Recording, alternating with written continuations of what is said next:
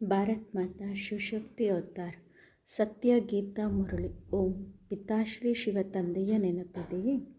ಮುರಳಿಯ ದಿನಾಂಕ 18/1/2026.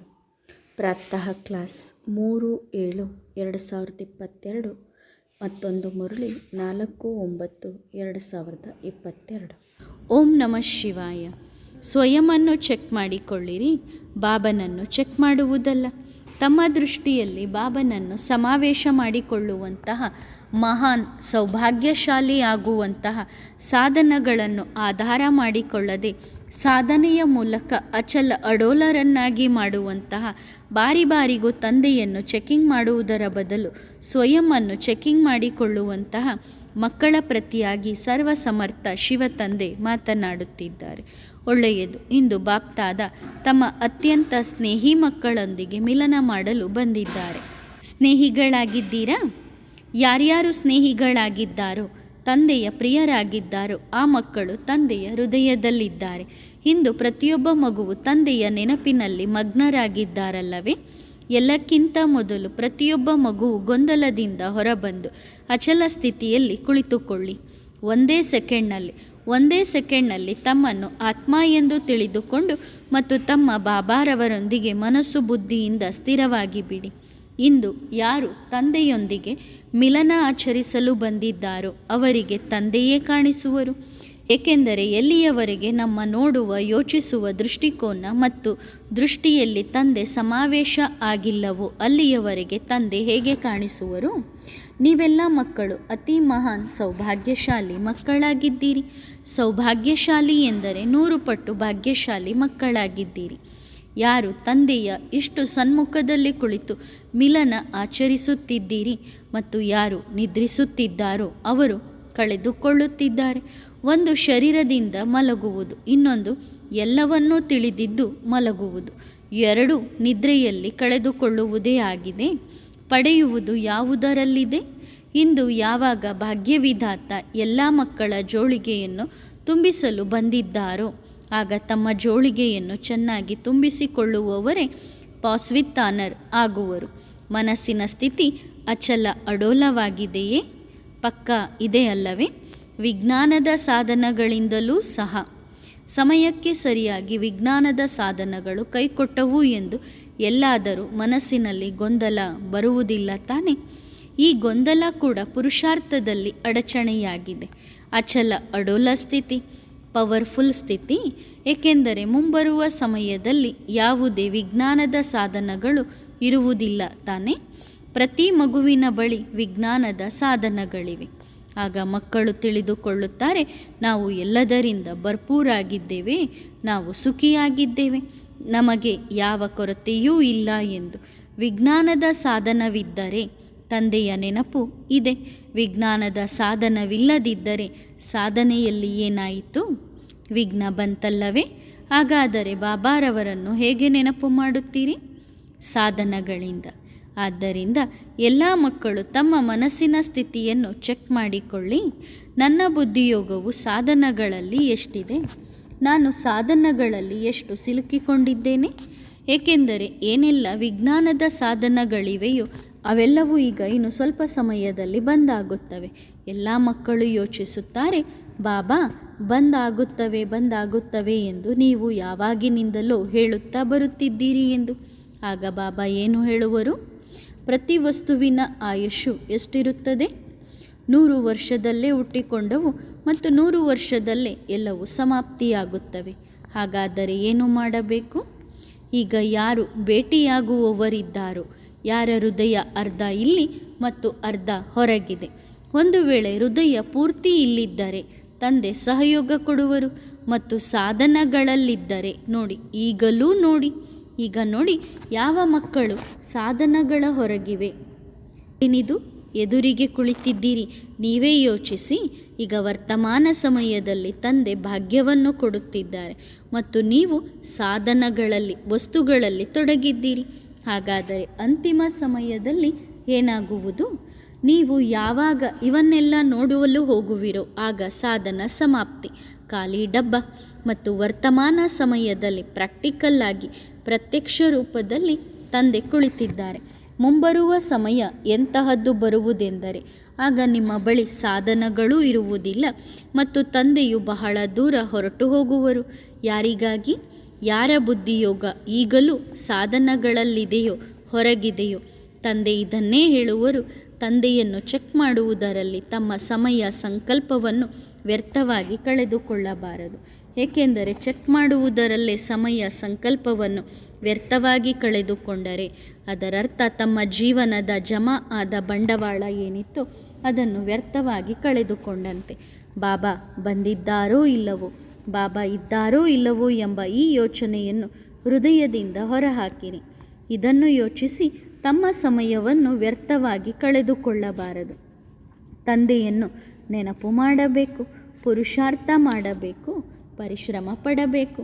ಅಥವಾ ಮನೆಯಲ್ಲಿ ಕುಳಿತು ಸಂಪಾದನೆ ಹೇಗೆ ಆಗುತ್ತದೆ ಎಂದು ಯೋಚಿಸುವುದೇ? ಹೀಗೆ ಮಾಡಿದರೆ ಹೀಗಾಗುತ್ತದೆ. ಕೇವಲ ಯೋಚಿಸುತ್ತಾರೆ, ಅದರ ಸಂಪಾದನೆ ಮಾಡುವುದಿಲ್ಲ. ಲೌಕಿಕ ಪ್ರಪಂಚದಲ್ಲೂ ಸಹ ಕೇವಲ ಯೋಚಿಸುತ್ತಾರೆ.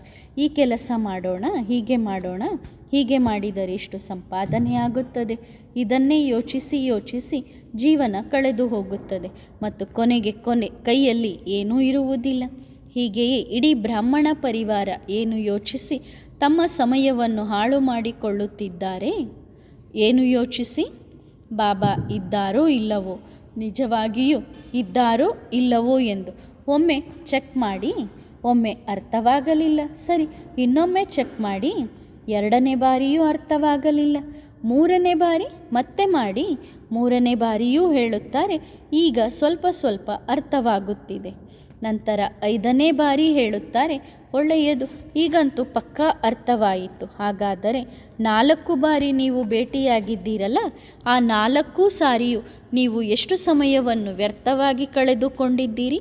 ಎಷ್ಟು ದೊಡ್ಡ ಸಂಪಾದನೆಯನ್ನು ವ್ಯರ್ಥ ಮಾಡಿಕೊಂಡಿದ್ದೀರಿ?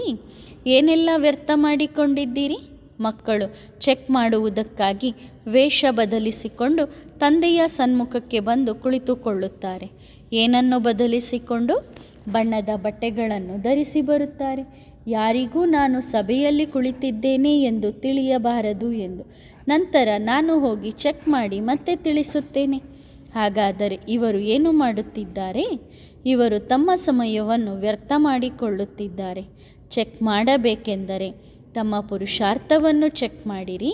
ಚೆಕಿಂಗ್ ಮಾಡಬೇಕೆಂದರೆ ತಮ್ಮನ್ನು ಆತ್ಮ ಎಂದು ತಿಳಿದುಕೊಂಡು ಚೆಕ್ ಮಾಡಿರಿ. ಅದೇನೆಂದರೆ ನಾನು ಎಷ್ಟು ಗಳಿಗೆ ತಂದೆಯನ್ನು ನೆನಪು ಮಾಡಿದ್ದೇನೆ, ಇದನ್ನು ಚೆಕ್ ಮಾಡಿರಿ. ಇದರಲ್ಲಿ ಬಾಬಾ ಇದ್ದಾರೋ ಇಲ್ಲವೋ, ಸಿಗುತ್ತಿದ್ದಾರೋ ಇಲ್ಲವೋ ಎಂದು ಚೆಕ್ ಮಾಡುವುದರಿಂದ ಏನೂ ಸಿಗುತ್ತದೆ? ನಂತರ ಸ್ವಲ್ಪ ಸಮಯದ ನಂತರ ಯಾರು ಚೆಕಿಂಗ್ ಮಾಡುವವರಿದ್ದಾರಲ್ಲ ಅವರೇ ಪಶ್ಚಾತ್ತಾಪ ಪಡುತ್ತಾರೆ. ಅವರು ಹೇಳುತ್ತಾರೆ, ಬಾಬಾ ಕ್ಷಮಿಸಿ, ನಮ್ಮಿಂದ ತಪ್ಪಾಯಿತು, ನಮಗೆ ಅರ್ಥವಾಗುತ್ತಿರಲಿಲ್ಲ ಎಂದು. ಅರೆ, ಚೆಕ್ ಮಾಡಬೇಕೆಂದರೆ ಅವರೇ ಸ್ವಯಂ ಬರಲಿ. ಪುಟ್ಟ ಪುಟ್ಟ ಮಕ್ಕಳನ್ನು ಏಕೆ ಕಳುಹಿಸುತ್ತಾರೆ? ಈಗಿನ್ನೂ ಅವರು ಚಿಕ್ಕವರಿದ್ದಾರೆ, ಪರಿಶ್ರಮ ಪಡುತ್ತಿದ್ದಾರೆ, ಪುರುಷಾರ್ಥ ಮಾಡುತ್ತಿದ್ದಾರೆ. ನಿಮಗೆ ನಿಮ್ಮ ಪುರುಷಾರ್ಥದ ಮೇಲೆ ಅಷ್ಟು ಭರವಸೆ ಇಲ್ಲವೇ? ಅದಕ್ಕೆ ಮಕ್ಕಳನ್ನು ಕಳುಹಿಸುತ್ತೀರಾ? ಮತ್ತು ಯಾರು ಬರುತ್ತಾರಲ್ಲ ಆ ಮಕ್ಕಳ ಮೇಲೆ ಬಾಬಾ ತುಂಬ ಪ್ರೀತಿ ತೋರಿಸುತ್ತಾರೆ. ಏಕೆಂದರೆ ಅವರು ಚೆಕಿಂಗ್ ಮಾಡಲು ಬಂದಿದ್ದರೂ ಸರಿ, ವೇಷ ಬದಲಿಸಿಕೊಂಡು ಬಂದಿದ್ದರು. ತಂದೆಯೊಂದಿಗೆ ಪ್ರೀತಿ ಮಾಡಿದ್ದೀರಿ ಅಲ್ಲವೇ? ಅವರು ಒಮ್ಮೆ ಬಂದಿದ್ದರೂ ಸಹ ಮತ್ತೆ ಮತ್ತೆ ಅವಶ್ಯವಾಗಿ ಬರುತ್ತಾರೆ. ಆಗ ನೀವು ಹೇಳಿ, ಇಲ್ಲ, ನೀವು ಚೆಕಿಂಗ್ ಮಾಡಲು ಹೋಗಬೇಡಿ. ಒಂದು ವೇಳೆ ನೀವು ಅಲ್ಲಿಯೇ ಉಳಿದು ಬಿಟ್ಟರೆ ಯಾರು ನಿಮ್ಮನ್ನು ಕರೆದುಕೊಂಡು ಬರುವರು ಎಂದು. ಆದ್ದರಿಂದ ಇಡೀ ಬ್ರಾಹ್ಮಣ ಪರಿವಾರದಲ್ಲಿರುವ ಪ್ರತಿ ಮಗುವಿಗೆ, ದೊಡ್ಡ ದೊಡ್ಡ ತಪಸ್ವಿ ಮಕ್ಕಳಿಗೆ ತಂದೆಯ ಇದೇ ಸಂದೇಶವಿದೆ. ಮಕ್ಕಳೇ, ನಿಮ್ಮ ಸಮಯವನ್ನು ಹಾಳು ಮಾಡಿಕೊಳ್ಳಬೇಡಿ. ಇಷ್ಟು ಸಮಯದಿಂದ ಜ್ಞಾನದಲ್ಲಿ, ಇಷ್ಟು ಸಮಯದಿಂದ ಇಡೀ ಸಂಸಾರಕ್ಕೆ ಒಬ್ಬ ತಂದೆಯೊಂದಿಗೆ ಮಿಲನ ಆಚರಿಸುವ ಮಾರ್ಗವನ್ನು ತೋರಿಸಿದ್ದೀರಿ ಮತ್ತು ತಮ್ಮ ಶಬ್ದಗಳನ್ನೇ ನಿಯಂತ್ರಣದಲ್ಲಿಟ್ಟುಕೊಳ್ಳಲು ಆಗುತ್ತಿಲ್ಲ. ಆದ್ದರಿಂದ ಆ ಎಲ್ಲ ಮಕ್ಕಳಿಗೆ ತಂದೆಯ ಸಂದೇಶವಿದೆ. ಒಳ್ಳೆಯದು ಮಕ್ಕಳೇ, ಇಂತಹ ತಂದೆಯ ಹೃದಯದ ಡಬ್ಬಿಯಲ್ಲಿ ವಿರಾಜಮಾನರಾಗುವಂತಹ, ಇಂತಹ ಹೃದಯದಲ್ಲಿ ವಿರಾಜಮಾನರಾಗಿರುವ ಹೃದಯವಂತ ದೊಡ್ಡ ಹೃದಯದ ಮಕ್ಕಳಿಗೆ ಬಾಪ್ ದಾದಾರವರ ಅತ್ಯಂತ ಮಧುರವಾದ ನೆನಪು ಪ್ರೀತಿಗಳು ಮತ್ತು ಎಲ್ಲೆಲ್ಲಿ ಕುಳಿತಿದ್ದಾರೋ ಆ ಮಕ್ಕಳಿಗೂ ಸಹ ತಂದೆಯ ಡಬಲ್ ಪಟ್ಟು ಅಂದರೆ 2 ಪಟ್ಟು ನೆನಪು ಪ್ರೀತಿಗಳು ಕೇಳುತ್ತಾರೆ. ಎಲ್ಲರೂ ಕೇಳುತ್ತಾರೆ. ಪ್ರತಿದಿನ ಬಾಬನ ಮಾತುಗಳನ್ನು ಕೇಳುತ್ತಾರೆ, ತಿಳಿದುಕೊಳ್ಳುತ್ತಾರೆ, ಹೌದು ನನ್ನ ಬಾಬಾ ಎಂದು. ಆದರೆ ಬಂಧನ ಯಾವುದಿದೆ? ಯಾವ ಬಂಧನವಿದೆ? ಯಾವ ಬಂಧನವೂ ಇಲ್ಲ, ದೇಹಾಭಿಮಾನವಿದೆ. ಏಕೆಂದರೆ ಯಾವಾಗ ಆತ್ಮ ಎಂದು ತಿಳಿದುಕೊಳ್ಳುತ್ತೀರೋ ಆಗ ಯಾವ ಬಂಧನವೂ ಅನಿಸುವುದಿಲ್ಲ. ಒಳ್ಳೆಯದು. ಯಾರು ಪ್ರತಿದಿನ ಅಡುಗಿಕೊಂಡು ಕದ್ದು ಮುಚ್ಚಿ ಎಲ್ಲೋ ಯಾವುದೋ ಮೂಲೆಯಲ್ಲಿ ಕುಳಿತು ಬಾಬಾರವರ ಧ್ವನಿಯನ್ನು ಕೇಳುತ್ತಾರೋ ಆ ಮಕ್ಕಳಿಗೆ ಪದಮದಷ್ಟು ನೆನಪು ಪ್ರೀತಿಗಳು. ಮಕ್ಕಳು ಹೀಗೆ ಯೋಚಿಸಬೇಡಿರಿ, ಇನ್ನೂ ಸ್ವಲ್ಪ ಇದ್ದಾರೆ ಎಂದು. ಯಾವಾಗ ತಂದೆಯ ಪ್ರೀತಿಯ ಪರಾಕಾಷ್ಠೆಗೆ ಏರುತ್ತದೆಯೋ ಆಗ ಎಲ್ಲ ಬಂಧನಗಳು ಕಡಿದು ಹೋಗುತ್ತವೆ. ಸಾಕಾರದಲ್ಲಿ ಬ್ರಹ್ಮ ಬಾಬಾರವರನ್ನು ಭೇಟಿಯಾಗಲು ಯಾವಾಗ ಮಾತೆಯರು ಅಕ್ಕಂದಿರು ಬರುತ್ತಿದ್ದರು, ಬಾಪ್ದಾದಾರವರನ್ನು ಭೇಟಿಯಾಗಲು ಬರುತ್ತಿದ್ದರು, ಆಗ ಲೌಕಿಕ ಪರಿವಾರದ ಎಷ್ಟು ಬಂಧನವಿತ್ತು ಇತ್ತಲ್ಲವೇ? ಇತ್ತು. ಕಟ್ಟಿ ಹಾಕುತ್ತಿದ್ದರು. ಒಳ್ಳೆಯದು. ಆದಿ ಸೊ ಅಂತ್. ಮೊದಲು ಲೌಕಿಕ ಪರಿವಾರದ ಬಂಧನವಿತ್ತು ಮತ್ತು ಈಗ ಅಲೌಕಿಕ ಪರಿವಾರದ ಬಂಧನವಿದೆ. ತಂದೆ ಮೊದಲೂ ಬದಲಾಗಲಿಲ್ಲ, ಈಗಲೂ ಬದಲಾಗಲಿಲ್ಲ, ಎಂದೂ ಬದಲಾಗುವುದಿಲ್ಲ. ತಂದೆಯಾಗಿದ್ದಾರೆ. ಮಕ್ಕಳಿಗೆ ಸದಾ ತಂದೆಯಾಗಿಯೇ ಇರುವರು ಮತ್ತು ಎಷ್ಟೇ ತಡೆದರೂ ನನ್ನ ಏರಿಯಾಕ್ಕೆ ಬರಬೇಡಿ ಎಂದು ನೀವು ತಡೆದರೂ ಆಗ ಎಲ್ಲಕ್ಕಿಂತ ಮೊದಲು ಬಾಬಾ ಅಲ್ಲಿಗೇ ಹೋಗುವರು. ಇದು ಇಂದು ತಂದೆಯ ವಾಗ್ದಾನವಾಗಿದೆ, ಪಕ್ಕಾ ವಾಗ್ದಾನವಾಗಿದೆ. ಬಾಬಾ ತಮ್ಮ ಮಾತಿಗೆ ಬದ್ಧರಾಗಿದ್ದಾರೆ. ನೀವು ನಿಮ್ಮ ಕಾರ್ಯ ಮಾಡಿರಿ, ತಂದೆ ತಮ್ಮ ಕಾರ್ಯ ಮಾಡುವರು. ಇವರು ನಿಮ್ಮದೇ ತಂದೆಯಲ್ಲವೇ? ನೀವು ತಂದೆಯ ಮಕ್ಕಳಾಗಿದ್ದೀರಿ. ಈಗ ಎಲ್ಲ ಮಕ್ಕಳು ಸೇವೆ ಮಾಡಿ. ಯೋಗ ಸಹಜವಾಗಿದೆ. ಮೊದಲು ಹೇಳಿದ್ದೇನಲ್ಲವೇ, ಮುಂಬರುವ ಸಮಯದಲ್ಲಿ 1 ಸೆಕೆಂಡ್ನ ಯೋಗ ಆಗುತ್ತದೆ ಎಂದು. ಹಾಗಾದರೆ 1 ಸೆಕೆಂಡ್ ಅಲ್ಲವೇ? ಕೇವಲ ನನ್ನ ಬಾಬಾ. ಒಳ್ಳೆಯದು. ಬ್ರಹ್ಮ ಬಾಬಾರವರೊಂದಿಗೆ ಪ್ರೀತಿ ಇದೆಯೇ? ಎಲ್ಲರಿಗೂ ಇಲ್ಲವೇ? ಎಲ್ಲರಿಗೂ ಇದೆಯಲ್ಲವೇ? ಒಳ್ಳೆಯದು. ಭೇಟಿಯಾಗಬೇಕೇ? ಭೇಟಿಯಾಗಬೇಕೇ? ಪಕ್ಕದಲ್ಲೇ ಕುಳಿತಿದ್ದಾರೆ. ಒಳ್ಳೆಯದು. ಎಷ್ಟೇ ವಿಘ್ನಗಳು ಬಂದರೂ ಪಾಸಾಗಿದ್ದೀರಿ ಅಲ್ಲವೇ? ಇನ್ನೊಂದು ಮಹಾವಾಕ್ಯ. ಮುರಳಿಯ ದಿನಾಂಕ 4/9/2022. ಶಿವಬಾಬಾರವರ ವಾಣಿ. ಬ್ರಹ್ಮ ತಂದೆಯ ಸಮಾನರಾಗಿರಿ. ಒಳ್ಳೆಯದು. ಇಂದು ಬಾಪ್ದಾದ ತಮ್ಮ ಸ್ನೇಹದಲ್ಲಿ ಮುಳುಗಿರುವ ಮಕ್ಕಳ ಜೊತೆ ಮಿಲನ ಮಾಡಲು ಬಂದಿದ್ದಾರೆ. ತಂದೆಯ ವಾಗ್ದಾನ ಇದೆಯಲ್ಲವೇ? ಜೊತೆ ಇರುತ್ತೇನೆ, ಜೊತೆ ನಡೆಯುತ್ತೇನೆ. ಎಲ್ಲಿಯವರೆಗೆ ಸಂಗಮ ಯುಗ ಇದೆಯೋ ಅಲ್ಲಿಯವರೆಗೆ ತಂದೆ ಜೊತೆ ಇರುತ್ತಾರೆ. ನೋಡಿ, ತಂದೆಯ ಪ್ರೀತಿಯಲ್ಲಿ ಮಕ್ಕಳು ಎಷ್ಟು ದೂರದಿಂದ ತಲುಪಿದ್ದಾರಲ್ಲವೇ? ಪ್ರತಿಯೊಂದು ಮಗು ವಿಶೇಷ ಗಮನ ಹರಿಸಲಿ. ಪ್ರತಿ ಶ್ವಾಸವೂ ಬಹಳ ಅಮೂಲ್ಯವಾಗಿದೆ. ಪ್ರತಿಯೊಬ್ಬ ಮಗುವಿನ ಬಳಿ ಶ್ವಾಸಗಳ ಖಜಾನೆ ಇದೆ.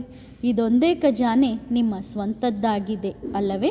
ನಿಮ್ಮ ಸ್ವಂತದ್ದು ಬೇರೇನೂ ಇಲ್ಲ. ಹಾಗಾದರೆ ಪ್ರತಿ ಶ್ವಾಸದಲ್ಲಿ ಯಾರ ನೆನಪು ತುಂಬಿರಬೇಕು?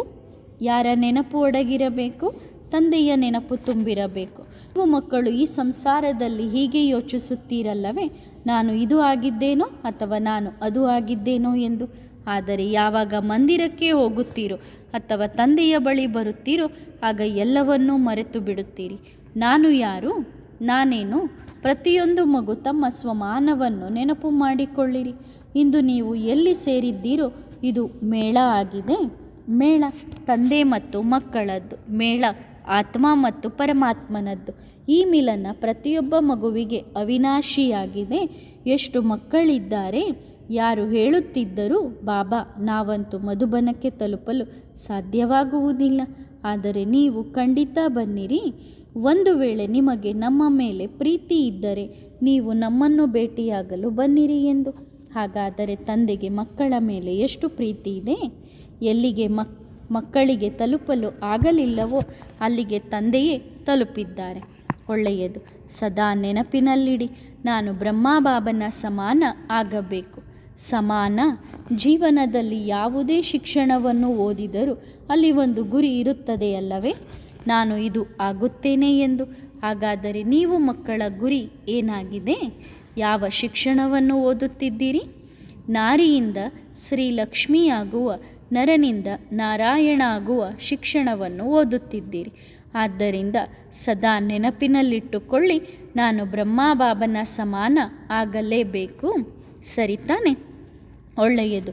ಇಂದು ತಂದೆಯ ಪಾತ್ರ ಇಷ್ಟೇ ಇದೆ. ಈಗ ನೀವು ಎಲ್ಲ ಮಕ್ಕಳು ಬ್ರಹ್ಮಬಾಬಾರವರನ್ನು ಭೇಟಿ ಮಾಡಿರಿ. ಒಳ್ಳೆಯದು. ಮತ್ತೆ ಭೇಟಿಯಾಗೋಣ. ಹೀಗೆ ಸದಾ ಖುಷಿಯಲ್ಲಿ ಕುಣಿಯುವಂತಹ, ತಂದೆಯನ್ನು ತಮ್ಮ ಹೃದಯದಲ್ಲಿ ಕೂರಿಸಿಕೊಳ್ಳುವಂತಹ ಮತ್ತು ತಂದೆಯ ಹೃದಯದ ಮೇಲೆ ರಾಜ್ಯಭಾರ ಮಾಡುವಂತಹ ಮಕ್ಕಳಿಗೆ ಬಾಪ್ ದಾದಾರವರ ನೆನಪು, ಪ್ರೀತಿಗಳು. ಬಾಪ್ ದಾದಾರವರಿಗೂ ಮಕ್ಕಳ ಪರವಾಗಿ ನೆನಪು, ಪ್ರೀತಿಗಳು ಮತ್ತು ಧನ್ಯವಾದಗಳು. ಶುಕ್ರಿಯಾ ಬಾಬಾ, ಶುಕ್ರಿಯಾ. ವರದಾನ: ಇಷ್ಟ ದೇವಾಭವ. ಅಷ್ಟದೇವತೆಗಳು ಭಕ್ತರಿಗೆ ಇಷ್ಟ ದೇವರೆಂದು ಪರಿಗಣಿಸಲ್ಪಡುತ್ತಾರೆ. ಇಷ್ಟ ಎಂದರೆ ಮಹಾನ್, ಪೂಜ್ಯ. ಇಷ್ಟ ದೇವರ ಮೂಲಕ ಪ್ರತಿಯೊಬ್ಬ ಭಕ್ತನಿಗೆ ಎಲ್ಲ ರೀತಿಯ ವಿಧಿ ಮತ್ತು ಸಿದ್ಧಿ ಪ್ರಾಪ್ತವಾಗುತ್ತದೆ. ಇಲ್ಲಿಯೂ ಸಹ ಯಾರು ಅಷ್ಟರತ್ನಗಳಾಗುತ್ತಾರೋ ಅವರು ಸರ್ವ ಬ್ರಾಹ್ಮಣ ಪರಿವಾರದ ಮುಂದೆ ಈಗಲೂ ಸಹ ಇಷ್ಟ, ಅರ್ಥಾತ್ ಪ್ರತಿಯೊಂದು ಸಂಕಲ್ಪ ಮತ್ತು ನಡತೆಯ ಮೂಲಕ ವಿಧಿ ಮತ್ತು ಸಿದ್ಧಿಯ ಮಾರ್ಗವನ್ನು ನೀಡುವಂತಹ ಎಲ್ಲರ ಮುಂದೆ ಈಗಲೂ ಸಹ ಅಂತಹ ಮಹಾನ್ ಮೂರ್ತಿಗಳೆಂದು ಪರಿಗಣಿಸಲ್ಪಡುತ್ತಾರೆ. ಶ್ರೇಷ್ಠ ಆತ್ಮ, ಮಹಾನ್ ಆತ್ಮ, ವರದಾನಿ ಆತ್ಮದ ರೂಪದಲ್ಲಿ ಇರುತ್ತಾರೆ. ಇಷ್ಟ ಆಗಲು ಅಷ್ಟಶಕ್ತಿಗಳನ್ನು ಜೀವನದಲ್ಲಿ ಹೀಗೆ ಅಳವಡಿಸಿಕೊಳ್ಳಿ. ಅದು ಪ್ರಾಕ್ಟಿಕಲ್ ಆಗಿ ಕಂಡುಬರಲಿ. ಒಳ್ಳೆಯದು. ಓಂ ನಮಃ ಶಿವಾಯ.